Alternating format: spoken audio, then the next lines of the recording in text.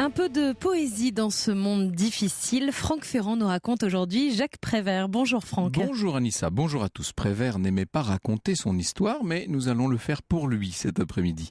Une histoire qui parle à chacun de nous, une histoire tissée de nos souvenirs et d'abord de souvenirs de cinéma.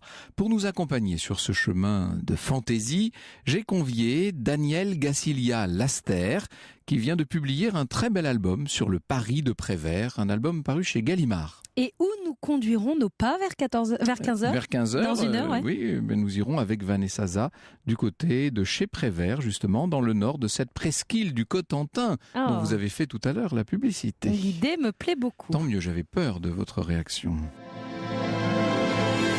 Des paroles, un scénario, Douaneau, une révolte octobre, des feuilles mortes, un poète, un scénariste, le réalisme, le surréalisme aussi, un irrévérencieux, un malicieux, Arletty bien sûr, Paris, un cancre, Michel Morgan, un coma, Joseph Cosma, la gouaille et Brassailles. Pour définir cet homme-là, on pourrait chercher des qualificatifs, on pourrait en chercher comme ça jusqu'à la tombée de la nuit. Il faudrait un grand catalogue qui tendrait vers les lointains. Romain Gary disait, je le cite, « J'ai désespérément essayé de me soustraire, mais il n'y a rien à faire. Nous sommes tous des additionnés. » Jacques Prévert est une sorte d'addition de contraires. Il est inclassable. Il est, si j'ose dire, un inventaire à la Prévert à lui tout seul. On ne peut pas le réduire et surtout pas au chansonnier pour enfants qu'on voudrait parfois nous présenter. Encore moins au cancre qui dit non avec la tête mais oui avec le cœur. Vous savez, les écoliers connaissent ça par cœur. Prévert, je vous le disais à l'instant, n'avait pas vraiment de goût pour sa propre histoire. Voici ce qu'il avait écrit en tête d'un curriculum vitae. Jacques Prévert est né le 4 février 1900 à Neuilly-sur-Seine. Il aime beaucoup le dit-on populaire « Raconte pas ta vie ». Tout est dit. C'est donc pas tant sa vie que je vais vous raconter cet après-midi que le talent qu'il avait pour changer la vie, pour la changer par l'humour, pour la changer par une forme gracieuse et légère de révolte, notamment grâce au cinéma. Est-ce que vous saviez que Jacques Prévert, au total, aura travaillé sur plus d'une centaine de projets de films, des longs métrages bien entendu, mais pas mal de courts aussi, dont une soixantaine ont finalement vu le jour, ou en tout cas ont vu l'obscurité des salles. Il faut peut-être que je commence par vous dire que Jacques Prévert est né dans le sérail. Et il a grandi en même temps qu'un 7e art qu'on n'appelait pas encore ainsi, un cinéma muet qui relevait à l'époque encore un peu de la pantomime, de l'attraction de foire et du rêve. Rappelez-vous l'émission que nous avions il y a quelque temps consacrée à Méliès. Tout Prévert est dans ses débuts étonnants et tâtonnants d'un cinématographe dont son père s'est voulu tôt le critique. Son père s'intéresse en tant que critique dramatique de près à ce nouvel art. Il emmène souvent avec lui le petit Jacques au cinéma et c'est pour cet enfant un véritable émerveillement. Plus tard, lorsqu'il aura 20 ans, donc en 1920, c'est pratique, Prévert sera envoyé faire son service militaire et sur son livret, il déclare comme profession auteur de films. Ce qui, nous dit Hervé Hamon, sonne un rien présomptueux, mais se révélera prophétique. Prévert, au passage, est antimilitariste. Ces 2 années de service vont lui permettre de découvrir la vie en bande, de nouer des liens d'amitié très forts, notamment avec 2 garçons de son âge, Yves Tanguy et Marcel Duhamel, dont nous aurons l'occasion de reparler. Alors, cette petite bande, lorsqu'elle rentre à Paris, ne se quitte plus. On voit les 3 copains discuter dans les cafés parisiens de Montparnasse. Ils se lient d'amitié avec un certain nombre de surréalistes, Breton, Queneau, Man Ray, Aragon, mais aussi avec Pablo Picasso, avec Giacometti. Prévert séduit la petite assistance par des inventions verbales, des trouvailles en cascade, des jeux de mots, des calembours, cette espèce de fantaisie qui l'habite littéralement et qu'il répand autour de lui. À quoi ressemble le Jacques Prévert de ce temps-là ? On pourrait dire qu'il respire une certaine élégance. On le voit déambuler dans Paris avec une certaine grâce, avec son costume croisé, cravate pochette, soigné. On pourrait dire tiré à 4 épingles. Ce raffinement de dandy jure néanmoins avec un caractère qui lui se veut volontiers contestataire, indiscipliné, une espèce de voix grave si particulière que nous aurons plaisir à retrouver tout à l'heure, une voix un peu rugueuse comme ça. Écoutons sa voix, dit Hervé Hamon, elle est rude et basse, elle est bourrue, éraillée, elle sent le vin et le tabac, elle halète, s'arrête, reprend, refuse de céder au métronome, à la chansonnette des rimes.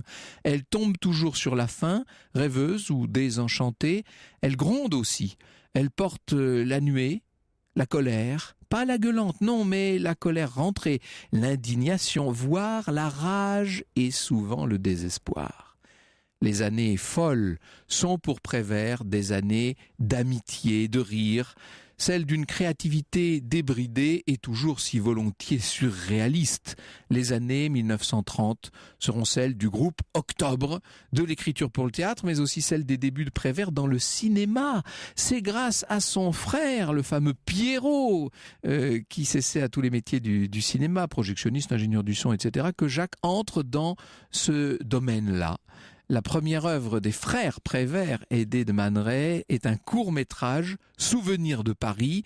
La caméra se promène dans le dédale des rues de la capitale au gré des passages des jolies jeunes femmes.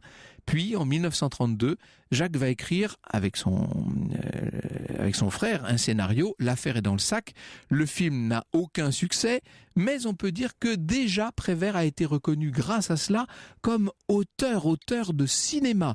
Il sera derrière les scénarios de Ciboulette de Claude Autant-Lara en 1933, du Crime de Monsieur Lange, bien sûr, du grand Jean Renoir. Prévert peut désormais se dire auteur de films, vous savez, comme sur son CV. Comme sur son CV là à l'armée. Voilà, qui commence donc à vivre plus confortablement. Il quitte son 14e arrondissement pour s'installer à Saint-Germain-des-Prés. Et c'est à Saint-Germain-des-Prés qu'il va tomber amoureux d'une divine, d'une exquise jeune femme de 20 ans de moins que lui, Jacqueline Laurent. Mais c'est un tout autre coup de foudre qui va se révéler décisif et qui va complètement faire basculer sa carrière et, disons-le, sa vie. C'est un coup de foudre amical, celui-là, avec un jeune cinéaste, un cinéaste dont on parle beaucoup dans ces années-là, un cinéaste que vous connaissez forcément, puisqu'il s'agit de Marcel Carné. Nous sommes au cœur de la vie du poète et scénariste Jacques Prévert cet après-midi, dont vous nous racontez le lien au cinéma et son amitié avec Marcel Carné. Alors justement, au milieu des années 30, Prévert fait cette rencontre qui va changer sa vie. Un homme qui va avoir une influence décisive pour lui, c'est Marcel Carné. À ce moment-là, Marcel Carné est déjà connu dans le milieu du cinéma. C'est déjà un grand d'abord, réalisateur. il a été l'assistant de deux grands réalisateurs, René Clair et Jacques Feder, à qui, dit-il, il doit tout. Il m'a appris ce qu'est un film, depuis sa préparation jusqu'à la mise en scène proprement dite, et aussi la direction des acteurs, disait Marcel Carné. La meilleure école du cinéma, c'est la pratique. Il faut vous dire que, en dehors de la pratique, il est aussi un théoricien, puisqu'il est critique pour la revue Ciné Magazine. Bref, Marcel Carné est l'homme qui monte dans le cinéma de ce début des années 1930. En 1936, il a un projet pour un film qui s'appellera Jenny. Seulement, il lui faudrait un scénariste. Il a entendu parler de Prévert, de son don pour l'écriture, de ses répliques percutantes, de son sens du drame. Il lui demande donc de collaborer et Prévert accepte. C'est le début de cette espèce de duo extraordinaire. Il faudrait ajouter Alexandre Troner pour les décors, etc. C'est une équipe absolument inouïe. Le film Jenny est un véritable succès populaire. On aurait aimé être là. On imagine l'ambiance entre les ordres braillés par Carné, les altercations entre différents artistes. Faut dire que Marcel Carné a du caractère. Il peut se montrer, comme il est très émotif, il peut se montrer quasiment violent, voire injuste avec l'équipe, avec les comédiens. Les tournages ne se passent pas dans la douceur. La relation Prévert-Carné n'est pas non plus exempte de disputes. Elle est guidée par un certain perfectionnisme. Il faut dire de Carné qu'il est assez anxieux de tempérament. On peut dire aussi de cette relation entre les deux hommes qu'elle est fondée sur la sincérité, sur la loyauté. Bref, une véritable amitié. On pourrait bientôt dire que les deux ne peuvent plus se passer l'un de l'autre. Ce tandem va devenir un trio, un quatuor, donc avec, je vous disais, Alexandre Troner, qu'on appelle trop, qui est le décorateur. Et puis, c'est même plus que cela. le créateur d'ambiance d'une certaine manière, et puis un musicien juif hongrois, Joseph Kosma, qui va jouer un rôle très important. Cette fine équipe fait des miracles avec un film totalement inclassable, Drôle de drame, qui sort en 1937. Oh, comment décrire Drôle de drame? C'est absolument irrésumable, bien entendu. C'est un enchaînement de scènes plus ou moins absurdes. Tout ça mené tambour battant par la grande Françoise Roset, l'épouse de Jacques Feder, justement. Les répliques de Prévert sont entrées dans l'histoire du cinéma, notamment celle-ci, qui, dans une scène très très célèbre, qui met aux prises Louis Jouvet et Michel Simon. Bizarre, bizarre. Qu'est-ce qu'il a? Qui? Votre couteau. Comment? Vous regardez votre couteau et vous dites bizarre, bizarre. Alors je croyais que... Moi, j'ai dit bizarre, bizarre, comme c'est étrange. Pourquoi j'ai dit bizarre, bizarre? Je vous assure, cher cousin, que vous avez dit bizarre, bizarre. Moi, j'ai dit bizarre. Comme c'est bizarre. Alors la troisième collaboration entre Carné et Prévert, c'est Quai des Brumes. Là, c'est une réussite d'un genre tout à fait différent, bien entendu. Le film met en scène de grands noms du cinéma. Jean Gabin, qui incarne un déserteur de l'armée coloniale, qui va tomber amoureux de cette jeune fille, interprétée par la sublime Michèle Morgan. Le thème est osé, on parle de marginaux, on parle des petits, des sans-grades, si je puis dire, du monde des dockers. Les cinéastes se heurtent rapidement à la censure des services de propagande allemande qui vont refuser que le film soit tourné à Hambourg, et cette histoire de déserteur, on peut le dire, n'a pas plu du tout aux Allemands. Finalement, le film sera tourné au Havre. La censure française émet seulement une condition, que le mot déserteur ne soit pas prononcé dans les dialogues. Le producteur du film n'y croit même plus, et Gabin confiera qu'il disait à tout Paris qu'on était en train de faire une ordure. Eh bien, lors de la première, au Marignan, sur les grands boulevards, c'est l'ovation. Michel Morgan rayonne à l'écran. Devant ce succès, le producteur appelle immédiatement le monteur et donne ordre de rajouter son nom. En gros, en premier au générique, déjà Prévert et Carné sont dans un autre projet à ce moment-là. Donc ils n'ont pas tourné ce film finalement en Allemagne. Ça va être un des plus grands succès du cinéma français de l'immédiate avant-guerre. Et les voilà qui se lancent dans un nouveau projet. Avec Gabin et Arletty sur un procédé de flashback. Ça va s'appeler Le jour se lève. Le jour se lève, mais en même temps, c'est la Seconde Guerre mondiale qui ne va pas tarder à éclater. Le compositeur Kosma, avec qui travaille le duo, est menacé, bien entendu, au début de l'occupation. Dans ces conditions, on voit mal comment Prévert et Carnet pourraient continuer à travailler. Et bien pourtant, c'est pendant la guerre, c'est en pleine occupation, comme nous avons déjà eu l'occasion de le raconter ici, que le duo va réaliser son plus grand chef-d'œuvre.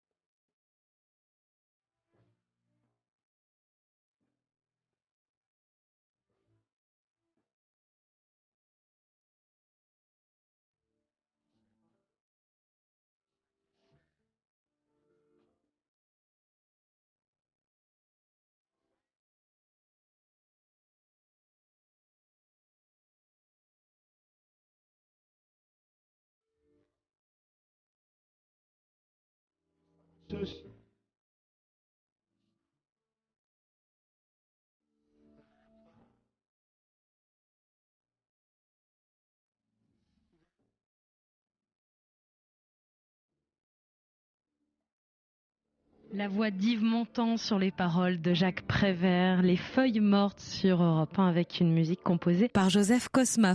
Nous sommes au cœur de l'histoire de Jacques Prévert et au cœur de son amitié qu'il partage avec Marcel Carné. Alors on l'a vu ensemble, ils ont réalisé quelques-uns des plus grands films français, Drôle de drame, Quai des brumes, Le jour se lève. Mais la Seconde Guerre mondiale éclate. Eh oui, et en 1939, Marcel Carné a été mobilisé, pas Jacques Prévert, qui s'est vu diagnostiquer le syndrome de la maladie de Basdorf, qui est une maladie auto-immune de la thyroïde, et ça l'a dispensé d'être envoyé au front. Joseph Cosma, vous l'avez compris, est juif, lui se voit bientôt interdire toute activité artistique. Néanmoins, il va pouvoir continuer à travailler sous un certain nombre de prête-noms, grâce notamment à la complicité de Prévert. Lorsque Marcel Carné revient donc à Paris, démobilisé, il a bien l'intention de continuer son travail avec Jacques Prévert. Le contexte n'en est pas moins très difficile. Il y a une double censure à l'époque, vous imaginez bien, celle du gouvernement de Vichy et puis la censure allemande, bien entendu. Comment contourner tout ça ? Le meilleur moyen, c'est encore de situer une action dans le passé. Pourquoi pas au Moyen-Âge, on sera tranquille, ce qui permet néanmoins de parler très fortement du présent. Ce seront donc Les Visiteurs du soir, dont le tournage commence en avril 1942 dans des conditions très difficiles dues à la guerre. Nous manquions de tout. Les choses les plus difficiles à obtenir étaient justement celles dont nous avions le plus impérieux besoin, racontera Marcel Carné. Les figurants étaient si mal nourris qu'il fallut mettre un enduit purgatif sur les mets du banquet pour éviter le pillage. Les figurants avaient plutôt envie de manger le décor qu'autre chose, vous imaginez. Et pourtant, le film est une réussite, une grande réussite. Les Visiteurs du soir va se voir décerner donc par le régime de Vichy le Grand Prix du cinéma français. Carné et Prévert ont bien l'intention de continuer à tourner. À peine le film est-il sorti qu'ils ont déjà une autre idée. Alors là, l'idée, elle est née d'une conversation avec Jean-Louis Barrault qui racontait, donc à Prévert et Carné, un épisode tragique de la vie du grand mime de Bureau, dont Sacha Guitry avait fait une pièce importante il y a quelques années auparavant. De Bureau, artiste du théâtre des Funambules, était devenu célèbre dans les années 1830 grâce à son personnage de Pierrot, vous savez. Or, il avait tué un homme qui importunait sa femme. Prévert se dit que c'est une histoire magnifique à raconter. Ce sera le scénario idéal, se dit-il. Il imagine déjà les décors, le boulevard du crime. Vous imaginez, on est dans cette période de la monarchie de Juillet où Paris aime à s'amuser. Il imagine l'opposition entre le silencieux mime Baptiste et un acteur assourdissant. Ça pourrait être Frédéric Lemaître et on pourrait confier le rôle au grand Pierre Brasseur. Vous imaginez Jean-Louis Barrault muet face à Pierre Brasseur plein d'une faconde extraordinaire. Carné est emballé. Il faudrait un troisième grand personnage, un escroc, un truand. Eh bien, ce sera donc Lassner. Et puis surtout, il faudrait un personnage de femme libre, de femme du peuple, à la gouaille populaire, au charme, à la grâce tellement délicat. Là, vous me voyez venir avec mes gros sabots. Bien sûr qu'on se tourne vers Arletty, qui va accepter ce rôle tellement important pour elle. Elle l'accepte avec joie. Le film réunit donc toujours la même équipe, Prévert, Carné, Troner et Cosma qui travaillent dans la clandestinité, projet ambitieux et même démesuré, dont le tournage commence à Nice, sauf que tout ça est interrompu par le gouvernement de Vichy qui veut qu'on aille tourner à Paris. Alors il va falloir tout refaire, demander à Pathé de prêter ses studios de la rue Francoeur, on répare les décors, on restaure tout ça. Le film ne sortira qu'à la Libération. C'est un film exceptionnel qui va avoir un succès absolument extraordinaire. Ce sont bien sûr Les Enfants du Paradis dont nous allons entendre un petit extrait. On m'appelle Garance. Garance, oh c'est joli. C'est le nom d'une fleur. D'une fleur rouge, comme vos lèvres. Alors au revoir, Frédéric. Oh non, vous n'allez pas m'abandonner comme ça. Me laisser tout seul sur le boulevard du crime. Dites-moi au moins quand je vous reverrai. Bientôt peut-être, sait-on jamais avec le hasard. Oh, Paris est grand, vous savez. Paris est tout petit pour ceux qui s'aiment comme nous d'un aussi grand amour. Paris est tout petit pour ceux qui s'aiment comme nous d'un aussi grand amour. Un certain nombre des trouvailles verbales de Prévert entrent immédiatement dans l'inconscient collectif. Vous savez, ça devient des pages d'anthologie. Il y en a tellement de ces trouvailles qui sonnent avec naturel dans la bouche des comédiens, comme Jean-Louis Barrault, donc jouant le mime, Baptiste, et qui affirme: Quand j'étais malheureux, je dormais, je rêvais. Mais les gens n'aiment pas qu'on rêve. Alors, ils vous cognent dessus, histoire de vous réveiller un peu. Heureusement, j'avais le sommeil dur, plus dur que les coups. Et je leur échappais en dormant. Oui, je rêvais, j'espérais, j'attendais. C'est peut-être vous que j'attendais. Déjà. Mais pourquoi pas? Je vous voyais sans doute dans mes rêves. Je vous voyais sans doute dans mes rêves. Est-ce que Jacques Prévert est un poète? Oui, certainement, même si l'expression l'agaçait souverainement. Ce qui est absolument incontestable, c'est qu'il aura été un des grands dialoguistes du cinéma français. Bonjour Daniel Gaziglia-Laster, merci d'être avec nous cet après-midi. Nous allons parler avec vous de Jacques Prévert, non seulement du scénariste et dialoguiste, mais nous allons parler du bonhomme dans son entier. Il y a tant à dire. Cogne dessus, histoire de vous réveiller un peu. Heureusement, j'avais le sommeil dur, plus dur que les coups. Et je leur échappais en dormant. Oui, je rêvais, j'espérais, j'attendais. C'est peut-être vous que j'attendais.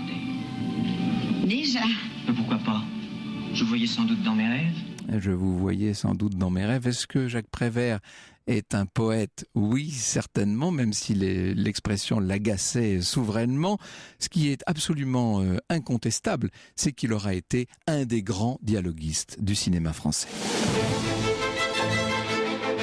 Bonjour Daniel Gaziglia-Laster, merci d'être avec nous cet après-midi. Nous allons parler avec vous de Jacques Prévert, non seulement du scénariste et dialoguiste, mais nous allons parler du bonhomme dans son entier. Il y a tant à dire.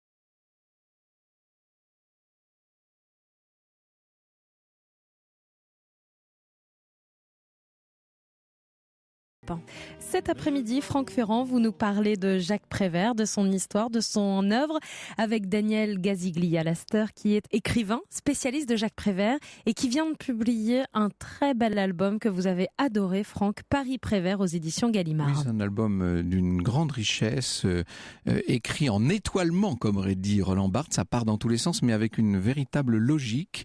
La photo de couverture est tout simplement magnifique, avec bien sûr ce Prévert au regard profond, un peu perdu, toujours la cigarette au bec. Il y a 40 ans que Jacques Prévert est mort. Il est mort le 11 avril 1977. Oui, il est mort il y a 40 ans, mais je crois qu'il est toujours vivant, plus vivant que jamais. C'est peut-être ça qu'il faut retenir. Ces dernières années ont été assez difficiles parce que il a pâti de ces abus de la cigarette pendant tout de même presque toute sa vie. Donc il est mort d'un cancer du poumon. Mais presque jusqu'au bout, il a gardé tout de même ce sens de l'humour, cette volonté de ne pas se prendre au sérieux. Et parmi ses dernières notes, il y avait mourra bien qui rira le dernier. Et ça, je crois qu'il faut retenir plutôt ce genre de choses. Il aimait ces jeux de mots, quasiment même le calembour. Hein. Il jouait beaucoup sur les mots. Il joue beaucoup sur les expressions populaires. Avec les mots, sur les mots. Il aime détourner les expressions toutes faites. Et il nous dit constamment qu'il faut se méfier du langage tout fait, des expressions toutes faites, des citations très connues, parce qu'elles ne sont pas anodines et souvent elles véhiculent une idéologie qu'il ne faut pas forcément suivre. Il aime détourner les phrases et les expressions de leur sens aussi, bien sûr. Il aime les détourner de leur sens, les compléter. Par exemple, vous avez beau avoir une santé de fer, vous finissez toujours par rouiller. et c'est constamment comme ça avec lui, ce jeu constant, et cette volonté de ne pas se prendre au sérieux aussi. Avec votre mari Arnaud Laster, vous avez contribué à la publication dans la Pléiade des œuvres complètes de Jacques Prévert. De quoi se composent-elles ces œuvres? Parce qu'on connaît toujours les 5 ou 6 poèmes les plus célèbres et que les enfants apprennent par cœur à l'école. Bien sûr, on connaît les dialogues du cinéma, nous venons d'en parler à l'instant, mais de quoi se compose l'œuvre de Jacques Prévert? De Jacques Prévert, l'œuvre, disons, en livre, puisque vous avez parlé du cinéma, elle est énorme. Il n'y a pas seulement paroles, mais il y a tous les recueils qui ont suivi. Alors ceux qui sont les plus connus comme Spectacle, Fatras, La pluie et le beau temps, Choses et autres, mais aussi des livres avec les photographes qui sont magnifiques. Grand bal du printemps et Charme de Londres, accompagné de photographies d'Isis, Couleurs de Paris, accompagné de photographies de Peter Cornelius. Et moi, il y a un livre que j'aime beaucoup, c'est Joanne Miro, qu'on connaît peu, qui est dans le 2e volume de la Pléiade, qui est un des textes les plus beaux, je crois, qu'ait écrit Prévert en 1956. On peut dire que la photographie et le cinéma ont fait partie intégrante de sa vie. L'art aussi, il fréquentait les plus grands artistes de son temps, les plus grands artistes plasticiens. C'est un homme résolument inscrit dans la modernité, Prévert. C'est peut-être ça aussi qui nous le rend tellement proche et attachant. Oui, il est très moderne. Il est moderne pour tout, je crois. Bon, il pratique le collage. Il fait ça à la suite de Max Ernst. Et puis, cette réflexion sur le langage dont je parlais tout à l'heure, elle est très très moderne parce que il pose des questions qu'on ne se posait pas forcément à son époque. Par exemple, sur la dominance du masculin sur le féminin dans le langage. Il s'interroge constamment là-dessus. C'est très très moderne pour cette époque-là. Il y a chez lui une volonté en quelque sorte de prendre le monde, mais sans le théoriser de façon trop pointue. C'est-à-dire que, au contraire d'un certain nombre de tous ceux qui l'ont entouré, dans les années 30, dans les années 50, il reste directement accessible. Il reste, si je puis dire, dans la vie de tous les jours. Ça, c'est assez frappant aussi. Oui, c'est vrai. Il a voulu, de toute façon, être accessible à tous. Donc, sa poésie peut se lire comme ça, de façon très, très facile. Mais c'est vrai que il y a aussi des sens cachés. Elle est truffée de références culturelles. Et parfois, elle n'est pas aussi simple que ce qu'on pense. Est-ce qu'il est entré dans certains films? Est-ce qu'on le voit? Est-ce qu'on l'aperçoit dans le coin d'un décor? Ou est-ce qu'il fait partie au début, dans les courts-métrages, on l'aperçoit dans un court-métrage d'Yves Allégret, La pomme de terre. Mais sinon, après, dans les grands films, non. En fait, c'est curieux. Il aurait pu être comédien, probablement. Il l'a été au moment du Groupe Octobre. Alors voilà, c'est ça. Racontez-nous cette expérience. Alors, le Groupe Octobre, c'est une petite troupe d'acteurs amateurs à une époque où le théâtre est en pleine mutation.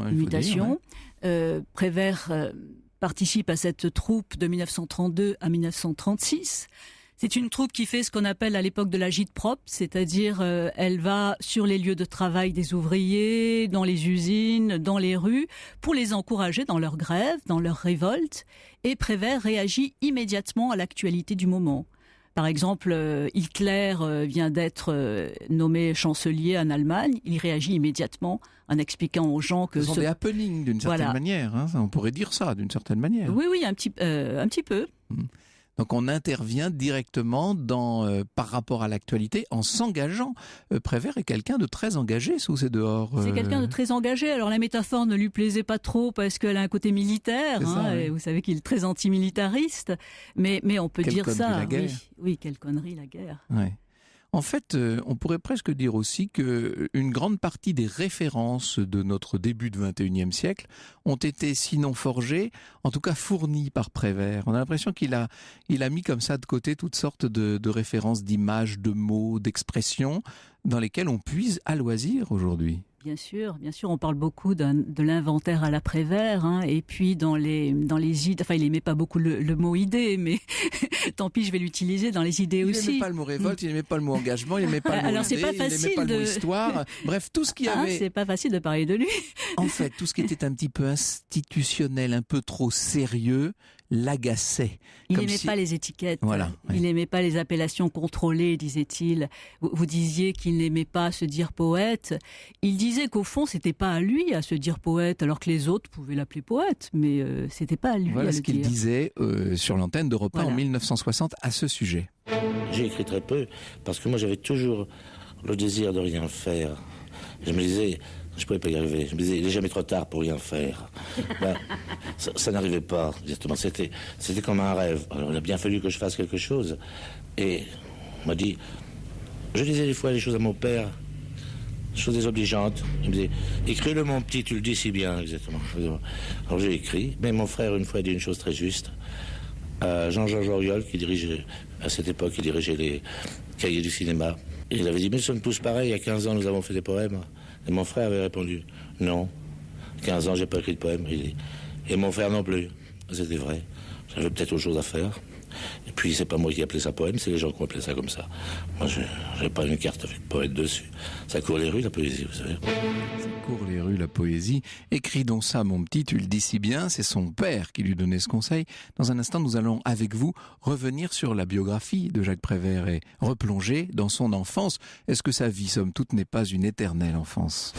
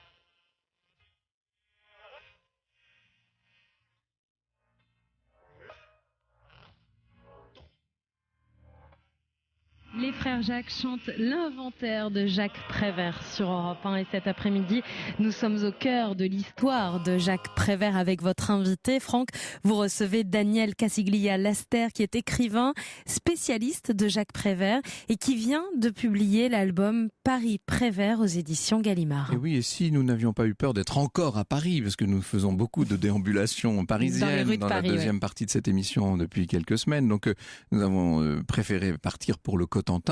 Mais j'ai envie de dire, c'est un peu dommage du point de vue de ce livre qui est une réexploration parisienne à travers le regard de Jacques Prévert, à travers les petits cailloux qu'il a laissés sur son chemin. Pas si fréquent ni si volontaire d'ailleurs, parce que c'est un homme essentiellement discret, Prévert.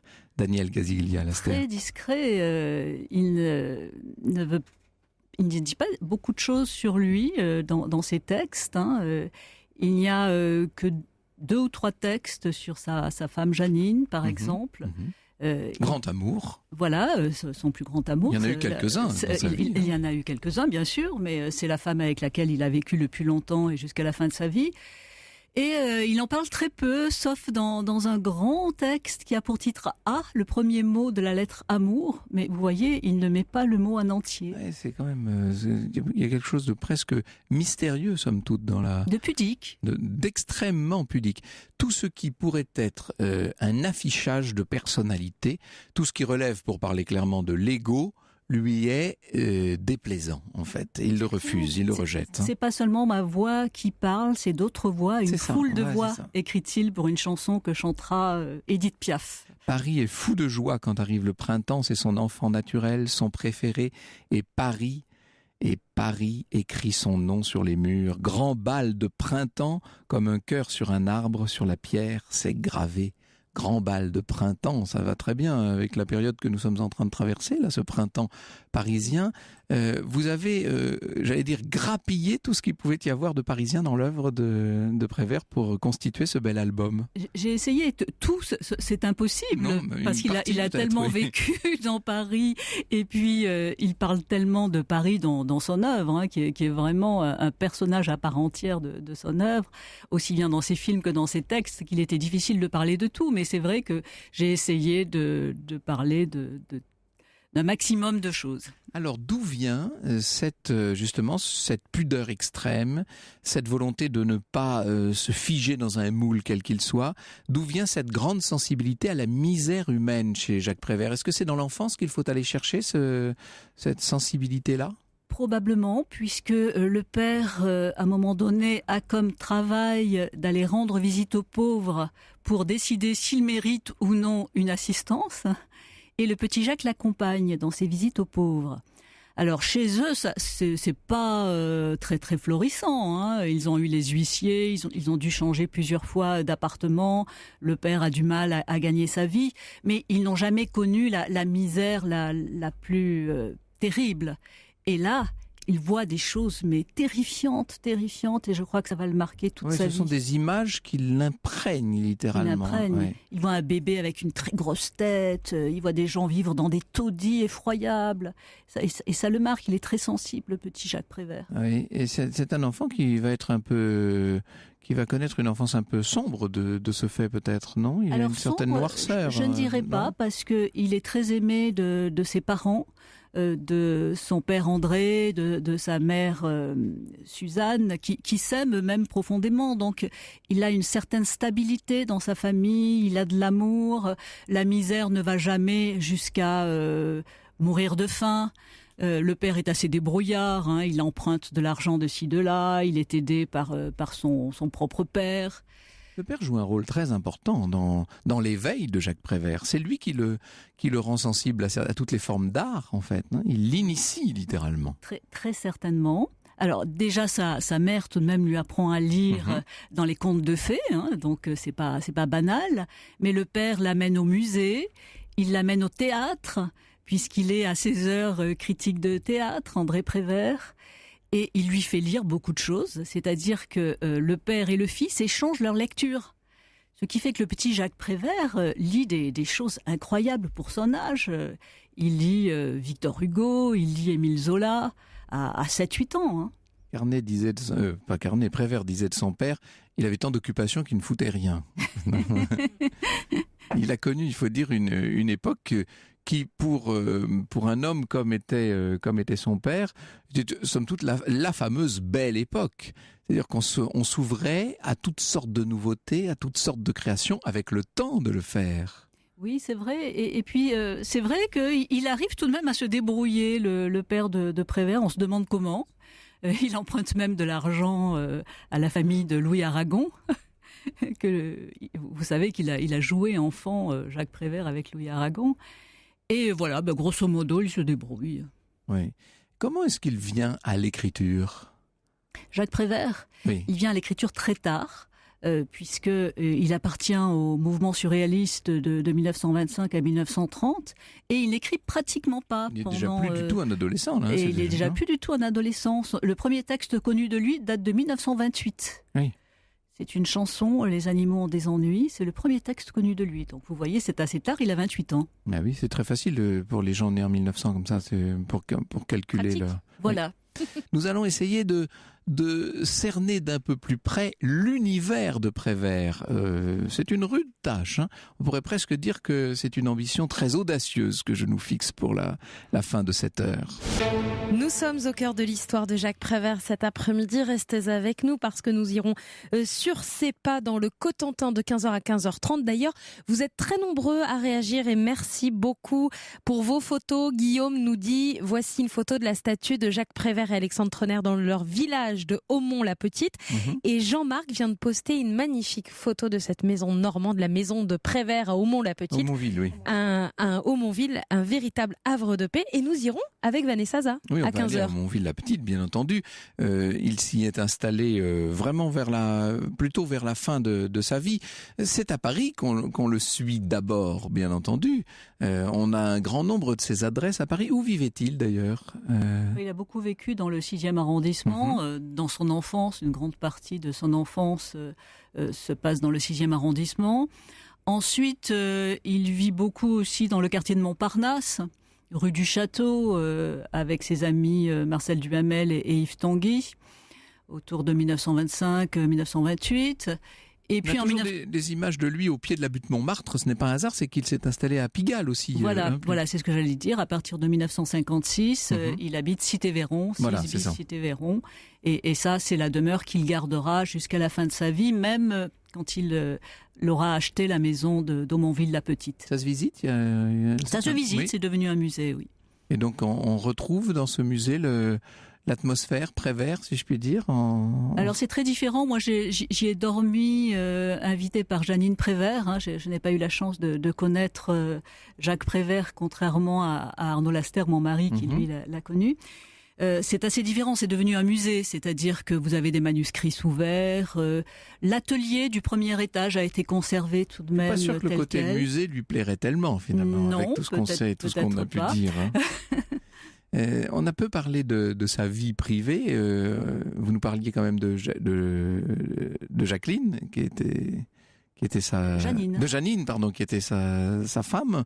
Il y a eu quelques grands amours dans la vie de Prévert. Oui, il a eu quelques grands amours. D'abord sa première femme. Dont tout d'un coup là le prénom, mais non, Jacqueline Laurent, c'est son deuxième grand amour. C'est à elle que je pensais, moi, c'est pour ça. Oui. Simone, non ? Simone, voilà, tout d'un coup, là, ça m'échappait. Simone, le deuxième grand amour, c'est effectivement Jacqueline Laurent, Claudie Carter, après Jacqueline Laurent, et puis Janine, avec laquelle il passera la fin de ses jours, avec laquelle il aura sa fille, Michel Prévert, qu'il adorait. Quels sont les... J'allais dire, quel est l'univers de Prévert ? On a l'impression que le quotidien, les choses simples, tout ce qu'il y a de plus simple lui convenait, en quelque sorte. Je parlais d'absence d'ego, je pense que c'est assez vrai. Hein. Effectivement, le quotidien, la vie de tous les jours, mais pas seulement, parce qu'il est très marqué, je pense, par son passage par le surréalisme, et ses textes sont imprégnés de surréalisme. Et c'est un mélange souvent de réalisme et de surréalisme. Il y a beaucoup de fantastique, d'onirisme. On se rappelle, cette anecdote, il est tombé en 1948, il était sur les Champs-Élysées. Il va basculer, une fenêtre était mal fermée. Une fenêtre s'ouvrait sur l'extérieur, en fait. Il était à la radiodiffusion française, il s'est appuyé sur la fenêtre, qui s'est ouverte sur l'extérieur, donc il est tombé, sa tête a frappé le sol. Là, il aurait vraiment pu se tuer, pour le coup. Il aurait pu se tuer. Par chance, ce jour-là, on célébrait l'arrivée de Marcel Cerdan des États-Unis, donc on a pu l'amener très rapidement. Il y avait une foule sur les Champs-Élysées. Voilà, il y avait une foule, il y avait des ambulances, et on a pu l'amener très rapidement à l'hôpital. Ouais. Il disait, je ne sais pas si je suis tombé du premier dans le 8e, ou du 8e dans le premier.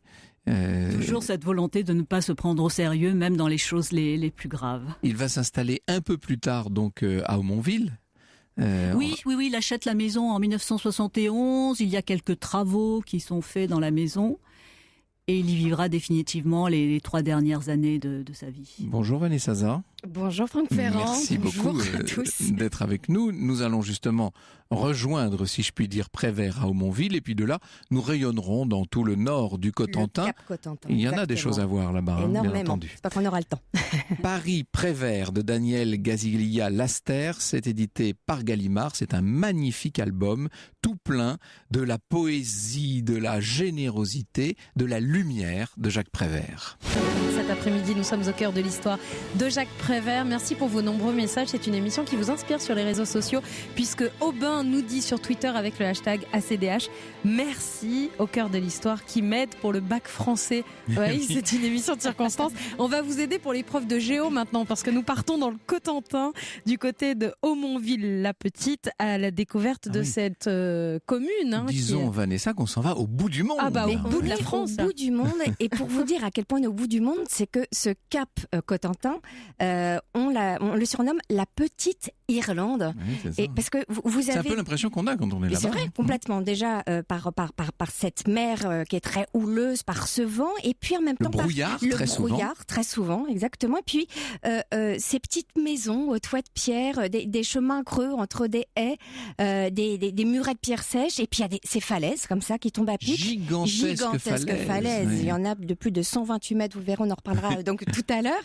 Et puis des baies de galets, mais aussi de longues plages donc de sable, et puis des landes, d'où évidemment ce surnom de Petite Irlande, et on comprend mieux pourquoi il a eu envie de venir se réfugier. Mais quand Jacques Prévert avait-il découvert cet endroit en fait? En fait, il est venu la première fois avec sa femme, Simone, entre 1929 et 1931 pour la première fois, voilà, avec des amis, et il va tomber complètement sous le charme de cet endroit. Il ne va pas l'oublier. Il va donc s'installer là-bas 40 ans plus tard, mais il va d'abord en parler à ses amis, et il en parle comme ça.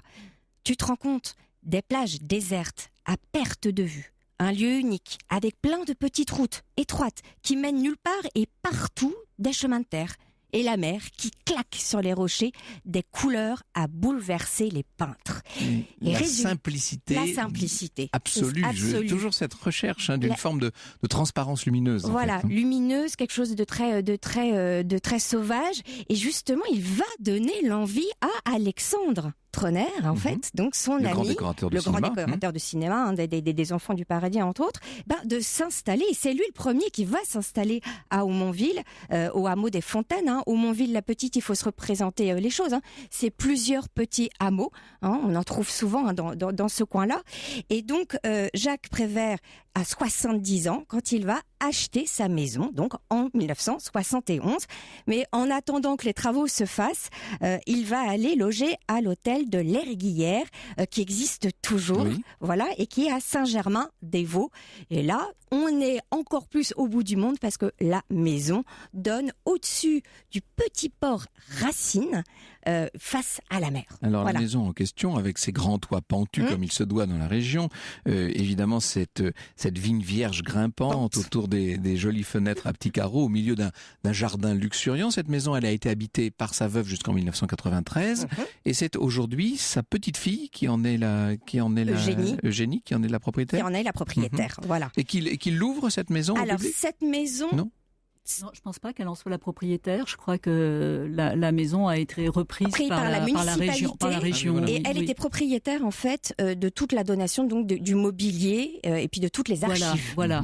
Alors ce mobilier en question, d'ailleurs, il y a une polémique en ce moment. Il y a eu une polémique, autour d'une statue, de sculpture qui représente Prévert et Troner. Deux sculptures en fait qui représentent Prévert et Troner qui sont assis discutant un petit peu comme deux petits vieux, trouvait Eugénie, bon pas à tort à mon avis. Et elle a essayé tout de même d'être reçue, d'en discuter, et personne n'a voulu la recevoir, en parler. Donc elle a décidé d'enlever le mobilier qui appartenait à la maison. Alors aujourd'hui, cette maison on peut quand même la visiter. Donc il reste surtout l'âme de Prévert à travers son jardin. Mais ce qui est intéressant quand même dans ce qui reste dans cette maison, donc quand vous la visitez au rez-de-chaussée, on vous projette un petit film d'une quinzaine de minutes sur sa vie, puis après vous allez pouvoir montrer dans son atelier qui est très volumineux et lumineux, il y passait beaucoup de temps avec sa femme Janine, avec laquelle il s'était installé, et puis vous découvrez alors je ne sais pas si tout le grand public connaît ces collages, parce qu'il y a et vous découvrez certains donc de ces collages qui sont très surréalistes, comme cet ogre qui descend comme ça les marches. Quelque chose à l'occasion du 40e anniversaire. Alors il y a énormément de manifestations. Déjà dès ce week-end, la maison est ouverte et il vous propose justement pas mal de surprises. Il vous propose surtout de visiter ce jardin. C'était un amoureux des plantes complètement démesuré. Il y a des gigantesques des Gunnera manicata, il ne faut pas que je me trompe, qui ressemblent en fait à de la rhubarbe géante. En ce moment, elles font 2 mètres de haut.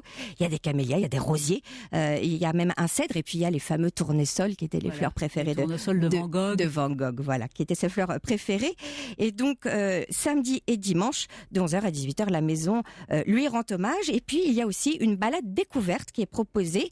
Et il y aura aussi plusieurs dates qui vont s'étaler comme ça jusqu'à l'automne, par Monts et par Vaux, sur les traces de Jacques Prévert, et qui vont vous faire donc passer par différents chemins à travers la Hague, et puis vous emmener sur ce village de Saint-Germain-des-Vaux. C'est joli, Saint-Germain-des-Vaux? Ah oui, c'est très mignon, c'est un petit bijou. On va y aller dans un instant.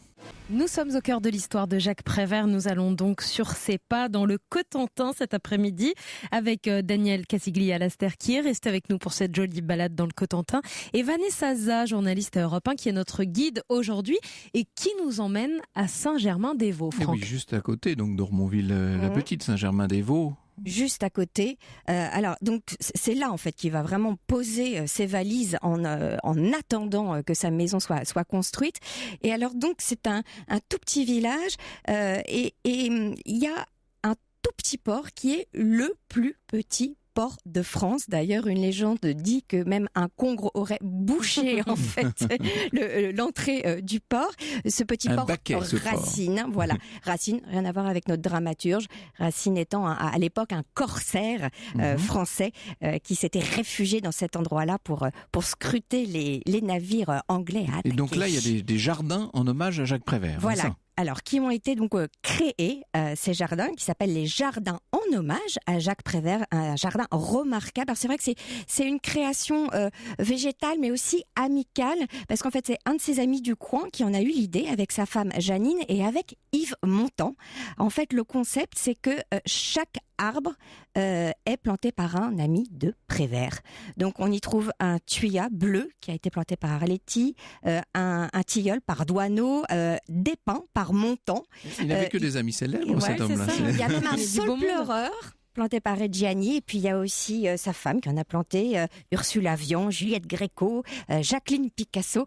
Voilà, donc c'est avec des poèmes. Avec aussi. des poèmes. Il est très beau ce jardin. Je conseille vivement à ceux qui aiment Prévert d'aller le voir. Et vous pouvez aller voir même sur Internet. Il y a une petite vidéo, une petite visite sur YouTube, de ces fameux jardins remarquables. Et en dehors du jardin, il y a des choses à voir à Saint-Germain-des-Vaux. Il y a une histoire qui moi m'a fait sourire parce que il était quand même anticlérical, même s'il a été enterré au pied donc de de son église au Montville, mais il y a une église à Saint-Germain-des-Vaux qui a été construite en hauteur. Alors on dit qu'en fait, il y a une légende qui explique pourquoi elle est en hauteur. La légende raconte que des bêtes sauvages, en particulier des loups qui pullulaient dans la forêt, ont poussé les habitants à inonder la forêt en ménageant donc une brèche dans le rempart qui la protégeait des flots.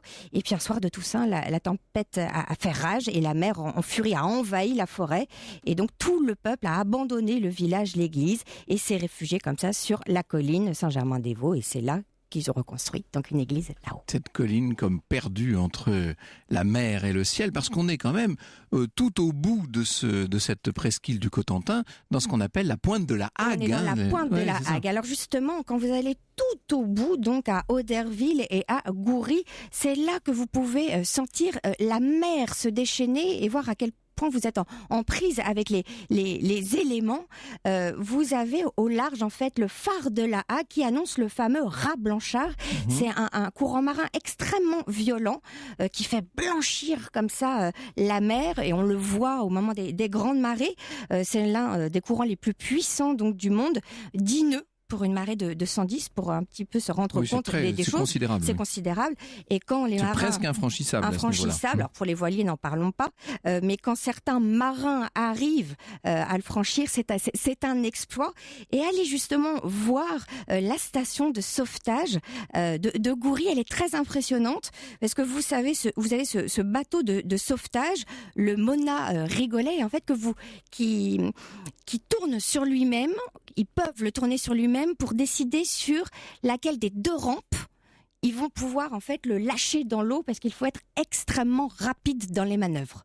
Et c'est une station de sauvetage qui est ultra moderne. Donc allez voir ça vous prendrez conscience un petit peu de la puissance de cette mer. Si on aime les émotions fortes et qu'on recherche une forme de solitude, il faut aller au nez de Jobou. Tout à fait au bout du bout là-bas. Au bout du bout, avec son voisin, le nez des Voideries.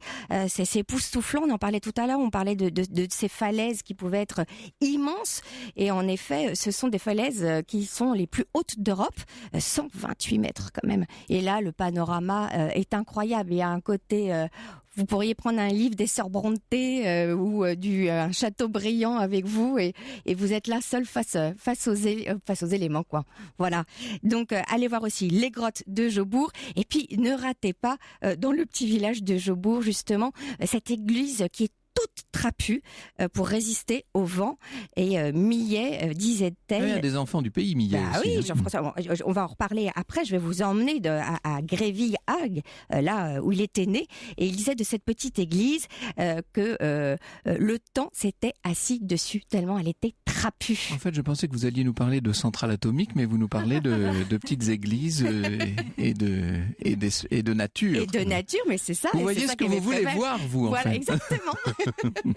Alors, parlez-nous donc d'Aumonville, la Rogue, qui est un des plus beaux villages de la Manche. De la Manche. Niché dans cette petite vallée. Alors là, à l'abri des vents qui battent la région. Voilà, il a beaucoup de charme parce qu'en fait, son architecture est très, très, très homogène. C'est très harmonieux.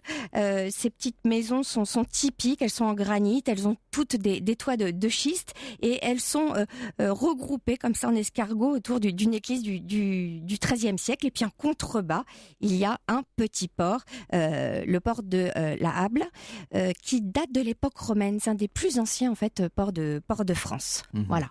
Alors, donc on a vu le plus vieux, le plus ancien. Petit. Et maintenant, je vous emmène donc à Gréville-Hague et son fameux rocher du Castel Vendôme qui a été peint par... On en parlait. Puisqu'il est l'enfant du pays, lui. Voilà. Vraiment.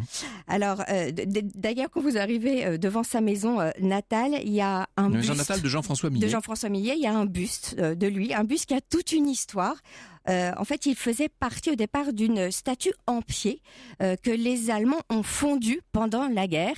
Et une nuit, deux Haguais ont voulu quand même sauver ce qu'il en restait. Et ils ont réussi à sauver donc juste ce buste. Ils ont réussi à le scier et ils l'ont gardé jusqu'à la fin de la guerre. Et c'est pour ça qu'il n'y a plus que ce buste aujourd'hui qui trône là. Voilà. Donc, et vous savez que Prévert a fait des collages sur les glaneuses de Millet. Des collages très amusants. amusant. Alors justement, dans la maison... Millet, c'est l'homme de l'école de Barbizon, par Bar- ailleurs. C'est plutôt à Fontainebleau d'habitude qu'on entend parler de lui. Mais là, en l'occurrence, il là, est l'enfant du pays. Là, c'est intéressant dans sa maison qu'on peut visiter, puisqu'on découvre en fait tout son travail autour donc des paysages, des travaux donc agricoles.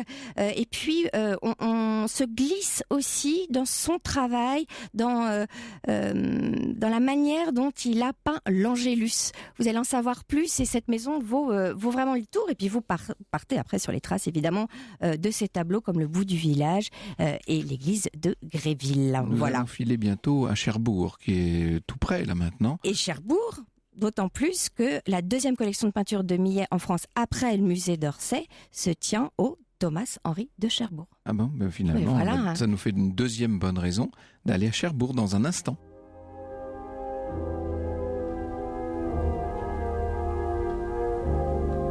Mon amour, je t'attendrai toute ma vie. Je ne penserai qu'à toi. Reste, ne pars pas, je t'en supplie. Reste mon amour, ce n'est pas encore l'heure. Je m'éloigne de toi, ne me regarde pas.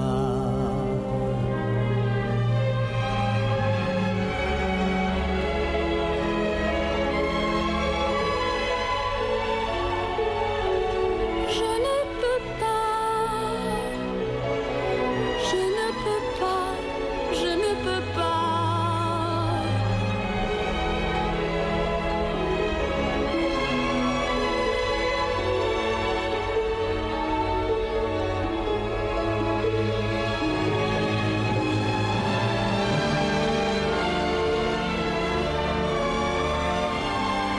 Mon amour, mon amour,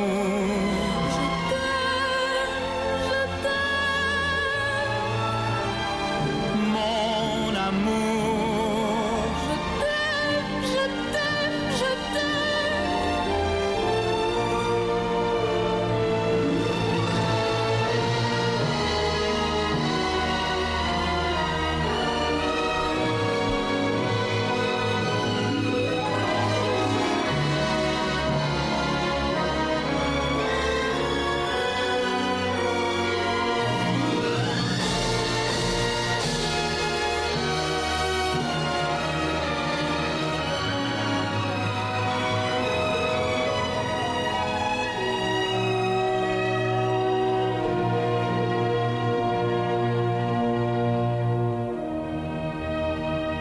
Un extrait de la bande originale du film Les Parapluies de Cherbourg à l'instant sur Europe 1, car nous sommes jusqu'à 15h30 à Cherbourg avec Vanessa Zaza qui nous fait visiter cette très jolie ville de Cherbourg, puisqu'aujourd'hui on rend hommage à Jacques Prévert. Il n'y avait pas de parapluie à Cherbourg avant le film de Jacques Demy et cette extraordinaire musique de Michel Legrand. Il y en avait pas, c'est surtout qu'il y avait de la pluie, mais alors figurez-vous que le jour où ils ont filmé, eh ben, il ne pleuvait pas. Ah, le seul jour, il mais c'est pleuvait vrai. pas. Et en fait, ce sont les pompiers qui ont dû intervenir avec leurs lances pour. Non, mais je ne plaisante pas. C'est de la fausse vrai. pluie dans le C'est film. de la fausse alors. pluie. D'accord. Pourtant, vous l'avez vécu, vous, Anissa. Ah, oui. Vous avez vécu à Cherbourg. 9 mois. 9 mois à Cherbourg, Anissa. Et c'est bien après justement le film, dans les années 80, qu'est née la manufacture des parapluies de Cherbourg. Voilà, donc c'est une référence en la matière. On est dans du parapluie de luxe. Et d'ailleurs, c'est eux qui fabriquent le célèbre Parapactum. Vous savez, ce parapluie en Kevlar. Qui protège les personnalités, même le président. Une sorte de bouclier, en fait. De bouclier, voilà, qui coûte très En fait, cher. pour tout vous dire, pendant l'interruption, il y a quelques minutes, Anissa était en train de nous raconter ses promenades dans l'île de Tatiou, mais on n'ira pas, nous, à Tatiou. Non, on n'ira aujourd'hui. pas à Tatiou. Alors, on reste à Cherbourg, si vous voulez, et parlons de cette grande rade qui fait de Cherbourg un port naturel, si je puis dire. Un port naturel, et c'est quand même la plus grande rade artificielle du monde.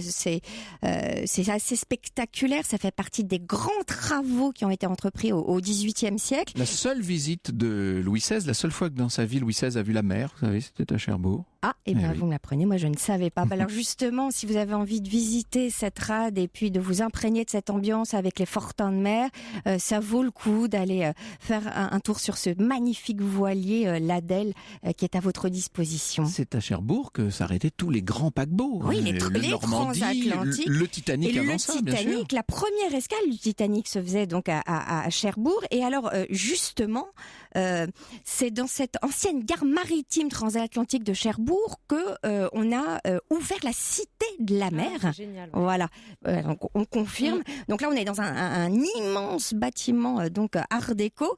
Et alors là, on vous propose en fait de découvrir l'aventure de l'homme sous la mer, du sous-marin, du redoutable. C'est extrêmement bien fait en plus. Donc Ouais, c'est un très bel endroit, cette gare on maritime. revit cette vie à bord dans ces 128 mètres où il passait 70 jours comme ça à 135 personnes. Même les odeurs, les bruits, tout y est reconstitué. Et puis il y a un parcours du Titanic aussi depuis quelques années qui a été reproduit, voilà, pour revivre l'unique voyage du Titanic. Nous allons en rester là, chère Vanessa. Bon. Je sais que vous aviez encore bien des choses à nous faire oui. découvrir. Notamment, vous vouliez parler du beau théâtre de Cherbourg. Oui, on mais en parlera une autre prochaine fois. De toute Théâtre à façon, l'italienne. promis, on retournera dans le Cotentin parce que c'est un endroit merveilleux où il y a bien des choses à voir. Merci beaucoup, Je vous Vanessa. en prie, j'étais heureuse d'être avec vous tous. On a fêté, je crois, dignement le 40e anniversaire de la mort du grand Jacques Prévert.